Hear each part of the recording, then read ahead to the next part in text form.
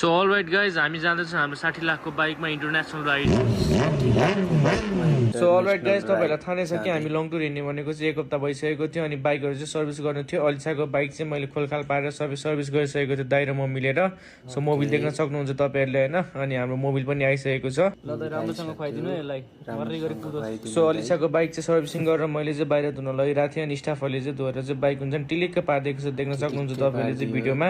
अनि अलिसाको बाइक धोएपछि चाहिँ मैले मेरो बाइक सर्भिस गर्न रेडी भइरहेको थिएँ। ट्याग लाएर मलाई चाहिँ गिफ्ट ह्याम्पर पठाइदिनु भएको रहेछ, यसो किरिङहरू। सो मोबिल मगाएको हामीले ट्याग लाएर हामीलाई चाहिँ यसो सिरिङहरू चाहिँ गिफ्ट गरिदिनु भएको रहेछ। सो मैले बाइक सर्भिस नगरेको नि 3 महिना भइसकेको थियो। मेरो बाइकमा चाहिँ धेरै प्रब्लमहरू आइसकेको रहेछ अनि त्यही भएर दार्जिलिङ सिक्किम जानुभन्दा अगाडि चाहिँ सबै मैले एकचोटि दाइले राम्रोसँग हेर्न लगाइरहेको थिएँ।